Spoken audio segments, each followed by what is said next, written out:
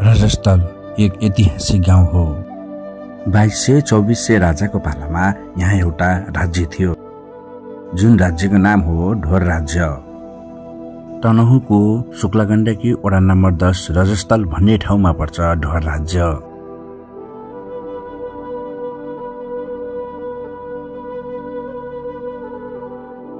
समुद्री सतहबाट 1270 मिटरको उचाइमा रहेको यस स्थानलाई ऐतिहासिक, पौराणिक, धार्मिक तथा पर्यटकीय दृष्टिकोणले महत्त्वपूर्ण मानिन्छ। 2200-2400 राज्य भएको बेला ढोर राज्य पनि एक शक्तिशाली तथा प्रभावशाली राज्यका रूपमा स्थापित राज्य हो। ढोर राज्यमा प्रारम्भदेखि खाड वंशले शासन गरेको पाइन्छ। अहिले यो राज्यलाई ढोरमुल कोट दरबारको रूपमा संरक्षण गरिरहेको छ। हामी शुक्लागण्डकीको यो रजस्थल भन्ने ठाउँमा आएको छौँ। यहाँ एउटा खोल्सा जस्तो यो पहिलाको संरचना होला। म चाहिँ पहिलोचोटि आउँदैछु यो ठाउँमा। मेरो भाइ जिसन भने धेरैचोटि आइसकेको छ। उसलाई यसको बारेमा धेरै कुरा जानकारी छ होला। म उसलाई सोध्छु है त। जिसन भाइ, हजुर भन्नुहोस्। तिमी त पहिलोचोटि हो कि धेरैचोटि आइसकेको छौ? यो मेरो तेस्रोचोटि। अनि यसको बारेमा केही थाहा छ कि? यो चाहिँ नि पहिलाको पोखरी हो भन्ने कुरा थियो के अरे। अब मलाई साथीहरूले चाहिँ यो पोखरी हो पहिलाको भनेर चिनाएको थियो पहिला आउने बेलामा चाहिँ। त्यति बेला राजा हुने बेलामा चाहिँ यो पोखरी थियो अरे। ढोर राज्य फिर्दी फाँटदेखि उत्तरको अग्लो रमणीय डाँडामा रहेको कोट किल्लामा अवस्थित स्थान हो। साबिक ढोर फिर्दी, ढोर फिरफिरे र ढोर रायपुर गरी 3 गाविस ढोर राज्य थियो। त्यो बेलाको समयमा जम्मा 2000 घरधुरी भएको हुनाले ढोरलाई 2000 ढोर भन्ने गरेको पाइन्छ।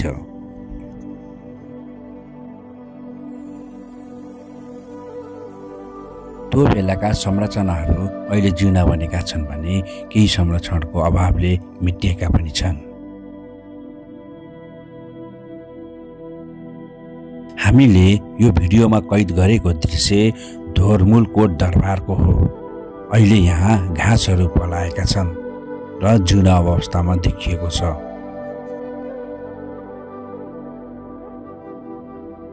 पछिल्लो 1 दशक यता ढोरमुल कोट संरक्षण एवं पर्यटन व्यवस्थापन समितिले संरक्षण र पूर्वाधार विकासको काम गरिरहेको छ।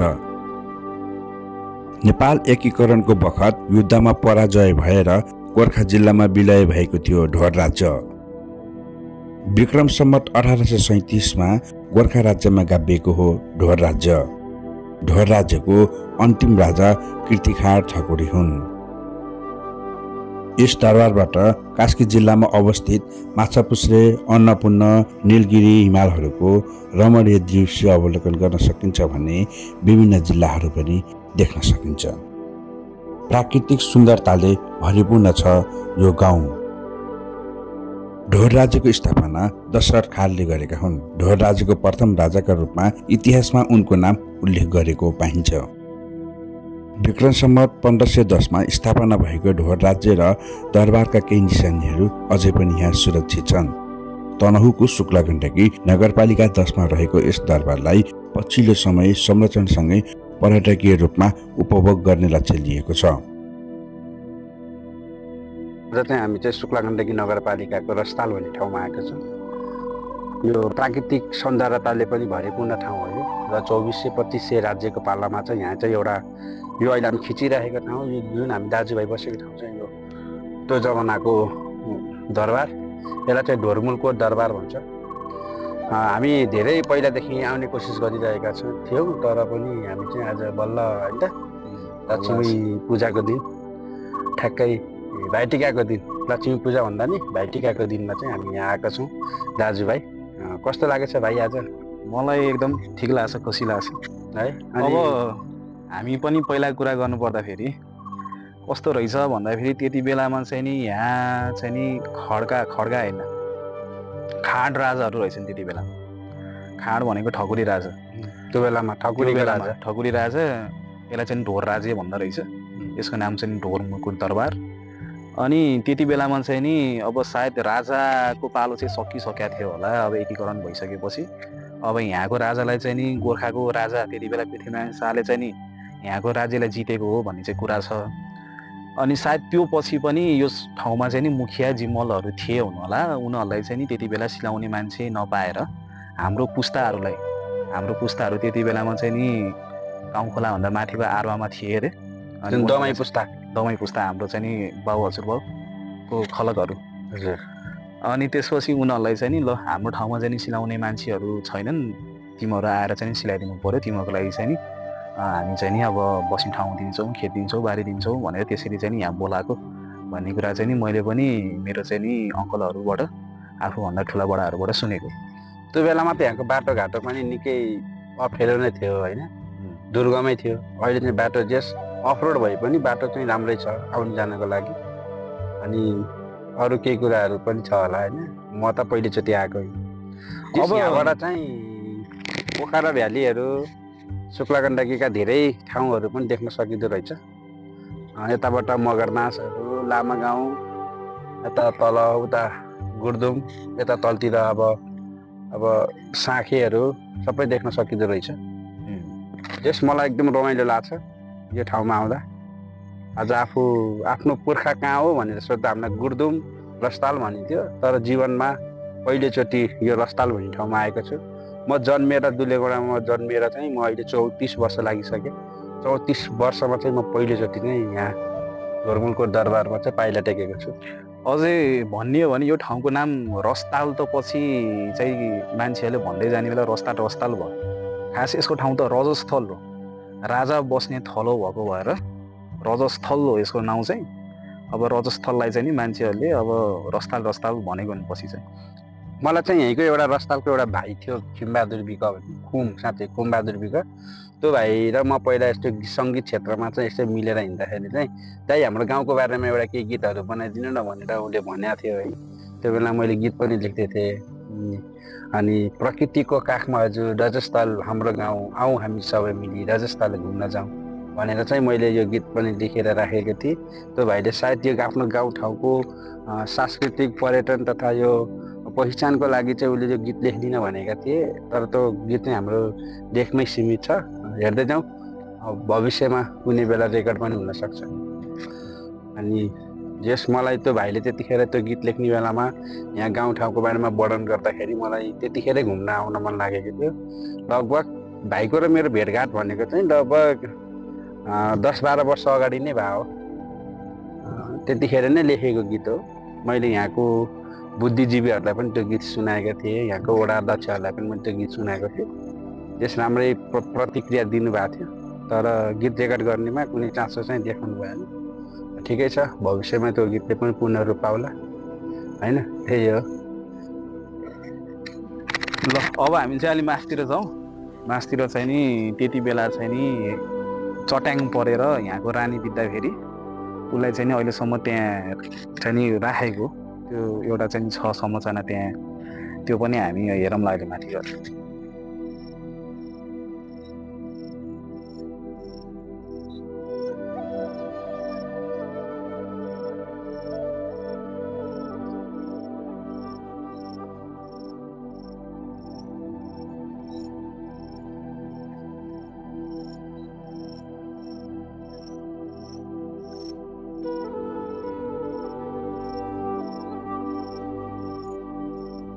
साँच्चै अहिले पनि यस दरबारमा तत्कालीन समयका भग्नावशेष पाइन्छ।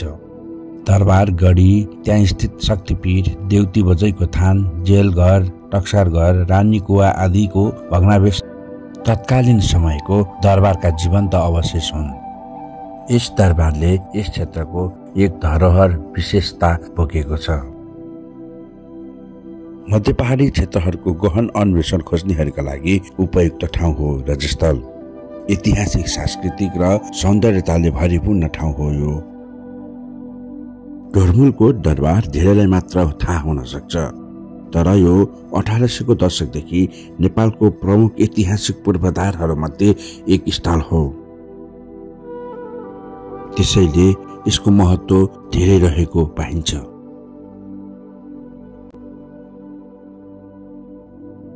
ढोर गाउँमा गुरुङ, मगर, ठकुरी, तामाङ र दलित समुदायका मिश्रित बस्तीहरू रहेको छ। शुक्लागण्डकी नगरपालिकाको 12वटै वडा देख्न सकिन्छ यहाँबाट। दरबार हेर्न आउने पर्यटकका लागि दरबार नजिकै गोरजस्थल गाउँमा घरवास कार्यक्रम सञ्चालन गरिएको छ।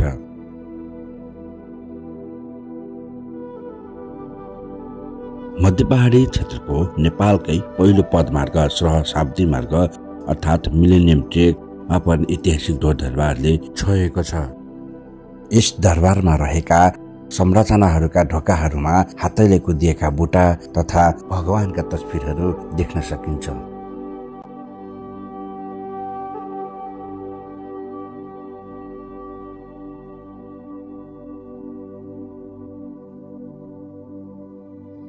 दुलेगौडाबाट सेती नदी किनारको रक गार्डन हुँदै हाइकिङ गरी करिब 4-5 घण्टाको हिँडाइमा दरबार पुग्न सकिने भएकाले एक दिनको हाइकिङका लागि यो उपयुक्त गन्तव्य रहेको स्थानीय निवासीहरूले बताएका छन्।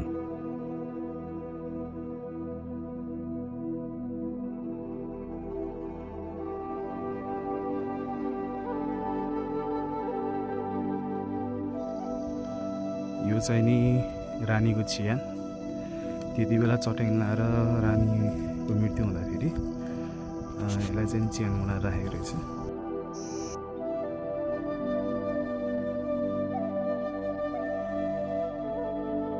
चिहानको नजिकै एउटा भैरवथानको मन्दिर पनि रहेको छ।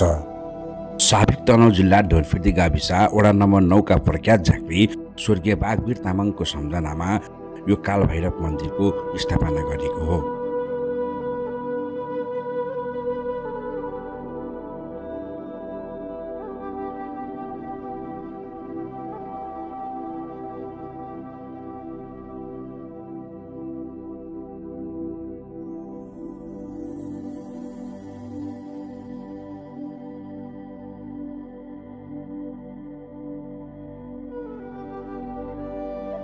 साँच्चै यो दरबार वरपर हामीले धेरै कुरा हेर्न र देख्न पायौं अनि धेरै कुराको जानकारी। साँच्चै एकपटक आउनै पर्ने रहेछ धोरमुलकोट दरबार।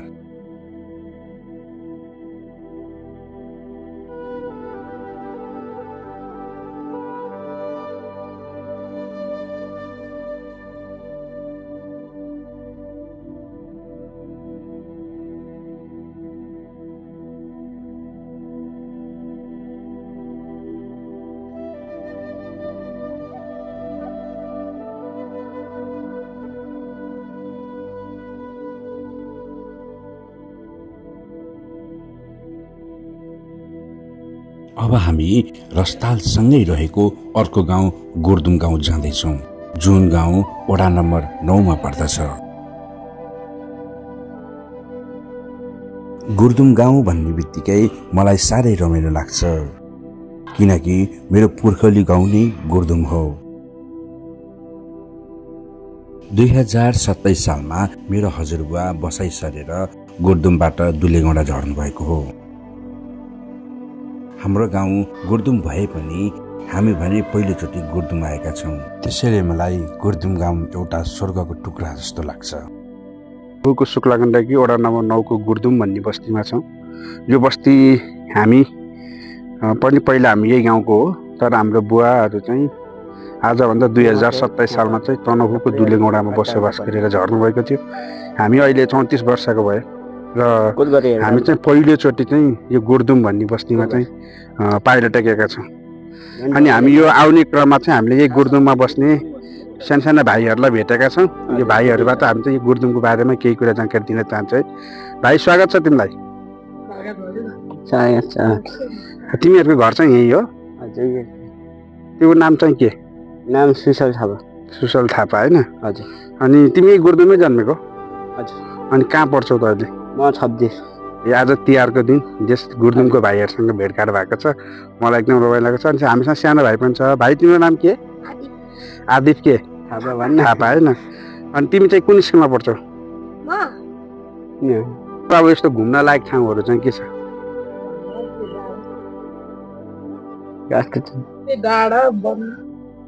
त्यस्तै ठाउँहरू घुम्न त।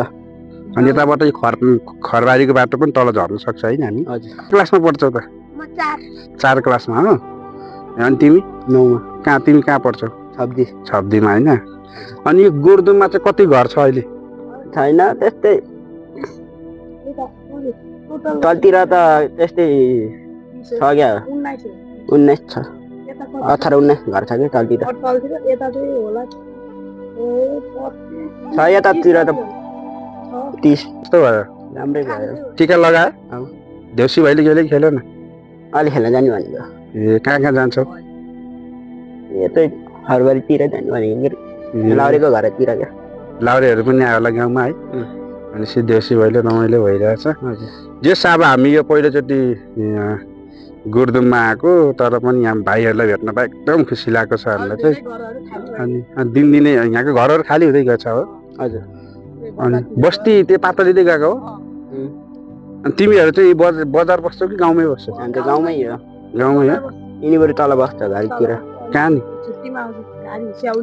स्याउली बजार हाम्रो यतै बस्छौँ अनि स्याउली तिमी यतै मान्द्रेको बाटो हुँदै जान्छौ कि यता तलबाट यो के अरे खरबारी हुँदै हुँदै भनेपछि खरबारीको बाटो पनि राम्रै गाडी जान्छ जान्छ कति घन्टामा आधा घन्टामा झर्छ कि लाग्छ त्यति नै जङ्गलै हो सबै आधा घन्टा जति लाग्छ बस्ती छ कि छैन बाटोमा बास्तलमा मिल्छ तल्लो बास्तलमा हजुर ए अनि यता उतापट्टि रस्तामा त झन् दरबारहरू रहेछ है तिमीहरू पनि गयो दरबारमा अनि के तिमीहरूलाई त्यहाँको बारेमा के थाहा छ यसो बताइदेऊ न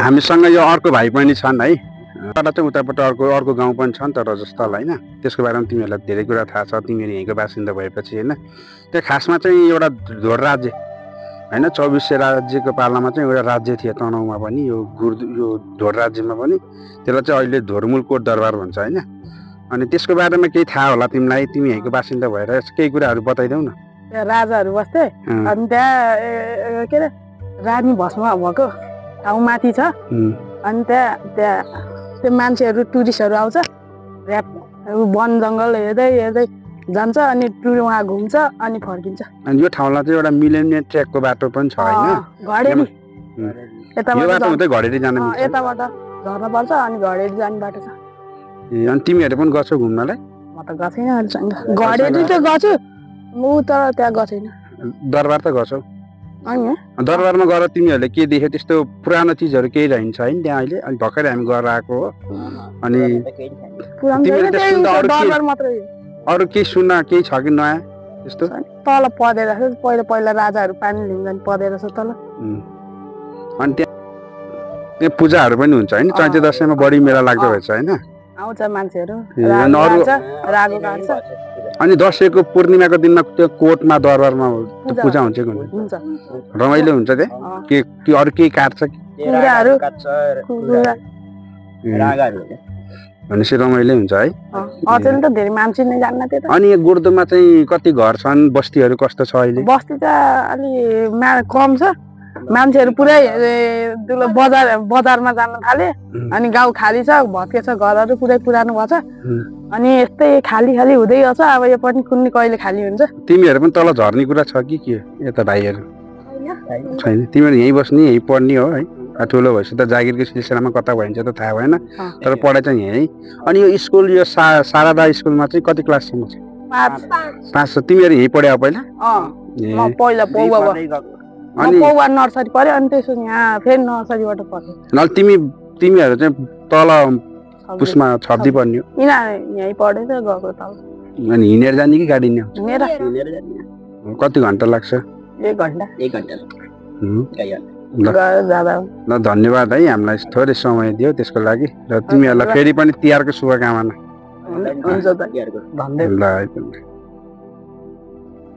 हेर्दै मन लोभ्याउने गाउँ जुन गाउँ हाम्रो पुर्खली गाउँ हो पुराना शैलीका घरहरू देख्न सकिन्छ यहाँ घरका छतहरूमा ढुङ्गाका छपनीहरू बिछ्याएका छन् वरिष्ठ लोकगायक प्रेमराजा महतको जन्म पनि यसै गाउँमा भएको हो प्रेमराजा महतले गीत सङ्गीतकै माध्यमबाट गुर्दुम गाउँलाई विश्व सामु छिनाउनु भएको छ गुर्दुम गाउँबाट पनि शुक्ला गण्डकीको दिलेगौडा बजार खैरेनी बजार सबै देख्न सकिन्छ विकासको गति हेर्ने हो भने यहाँ घर घरमा बिजुली र पानी आइसकेको छ। के गर्दै हिँडेको? यतिकै देउसीले खेल्दै हिँडेको। देउसीले खेलेको? हजुर। अनि देउसी खेल्न रमाइलो भयो त? कस्तो खिचेछौ त नि? कतिको पैसा कमाछौ त? कसरी भट्टाउँछ तुलाई भन त?